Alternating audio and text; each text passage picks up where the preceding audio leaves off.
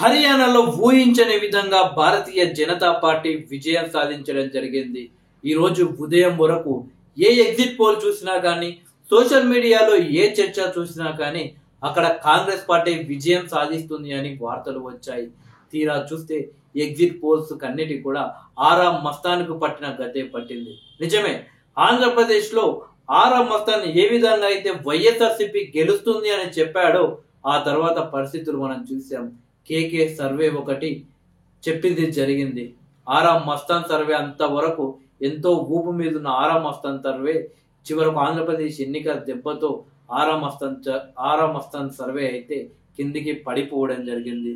Present హర్యానాలో దాదాపు almost 95 to 99% ఉన్న ఎగ్జిట్ పోల్స్ అన్ని కూడా తప్పే అని నిరూపించుకున్నాయి. ఆ రకంగా బీజేపీ పార్టీ అయితే విజయం సాధించడం జరిగింది. అయితే కాంగ్రెస్ పార్టీ గెలుస్తుంది అని కాంగ్రెస్ పార్టీ సర్వేలలో కూడా తేలింది.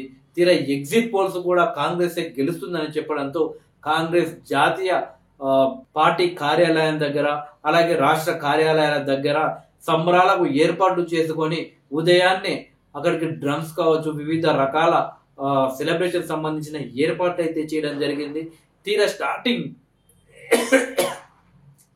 కాంగ్రెస్ పార్టీ విజయం సాధిస్తుంది అంటే దూకుడుగా వెళ్తుంది, ఎక్కువ సీట్లు గెలుచుకున్నట్లు మీడియాలో సైతం వచ్చాయి. బట్ తీరా చూస్తే చివరి నిమిషంలో మహేంద్ర సింగ్ ధోని సిక్స్లు కొట్టి మ్యాచ్ ఎలాగైతే గెలిపిస్తారో ఆ విధంగా అయితే బీజేపీ దూకుడు మీద దూసుకు వచ్చింది.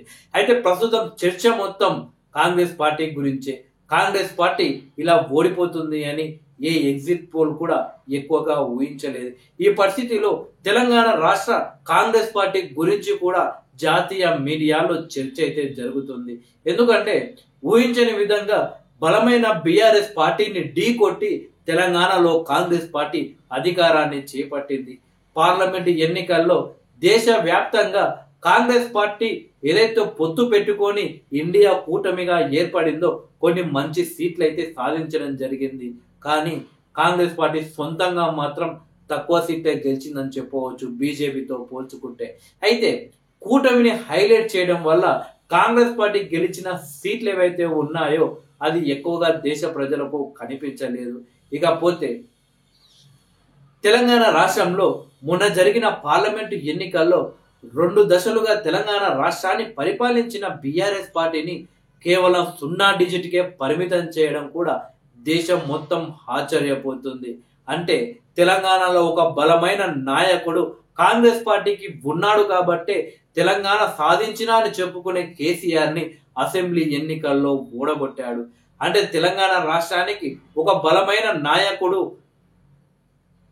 వచ్చాడు కాబట్టే బీఆర్ఎస్ పార్టీ ఒక ఉద్యమ పార్టీగా చెప్పుకుంటుంది.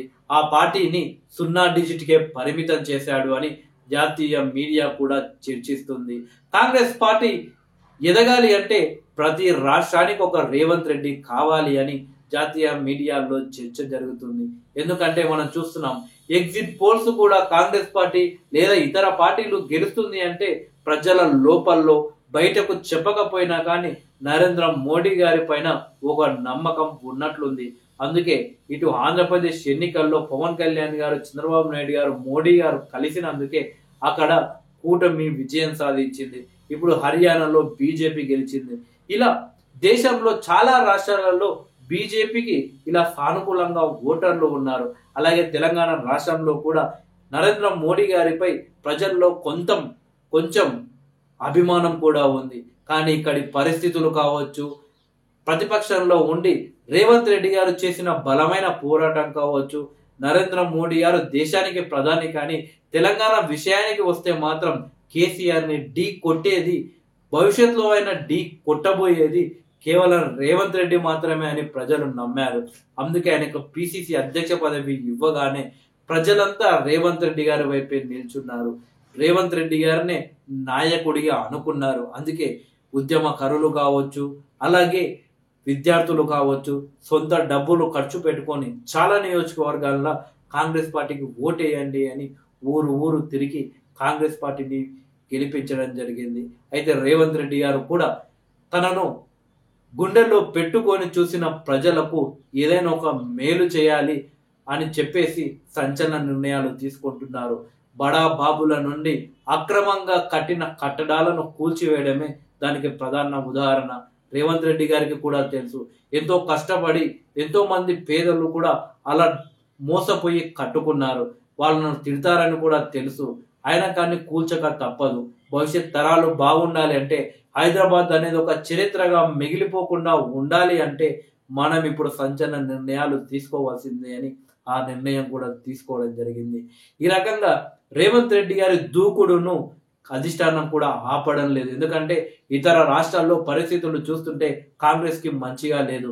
కానీ కాంగ్రెస్ పార్టీ తెలంగాణలో బలంగా నిలదొక్కిందంటే దానికి రేవంత్ రెడ్డే కారణం అని అధిష్టానానికి కూడా తెలుసు. ఎందుకంటే వాళ్ళు అప్పటిలా లేదు కాంగ్రెస్ పార్టీ వీక్లీ మంత్లీ సర్వేలు కూడా చేయించుకుంటుంటది. సో తెలంగాణ నుండి రిపోర్ట్లు కూడా వెళ్తుంటాయి. సో ప్రజలు మొత్తం అసలు రేవంత్ రెడ్డికి పిసిసి అధ్యక్ష పదవి రావద్దు, ప్రజలు కోరుకున్నారు కాబట్టి అది వచ్చింది. ప్రజలు సోషల్ మీడియాలో కావచ్చు, రాహుల్ గాంధీ గారు హైదరాబాద్ వచ్చిన సందర్భాల్లో కావచ్చు, బలంగా రేవంత్ రెడ్డి గారికి పిసిసి పదవి ఇవ్వాలి అని బలమైన గొంతు ఇక్కడున్న కార్యకర్తలు వినిపించారు కావచ్చే ఆ రోజు కాంగ్రెస్ పార్టీ రేవంత్ రెడ్డి గారికి పిసిసి అధ్యక్ష పదవి ఇవ్వడం జరిగింది. ఇలా మొత్తానికి రేవంత్ రెడ్డి గారు ఇతర రాష్ట్రాల్లో కాంగ్రెస్ పార్టీ వీక్ గా ఉన్నా కానీ తెలంగాణ రాష్ట్రంలో మాత్రం బలమైన శక్తిగా ఎదిగింది. అతి తక్కువ కాలంలో రేవంత్ రెడ్డి గారు ముఖ్యమంత్రిగా కావడమే కాదు, కాంగ్రెస్ పార్టీ జాతీయ నాయకుడిగా కూడా రేవంత్ రెడ్డి గారు ఎదిగిపోవడం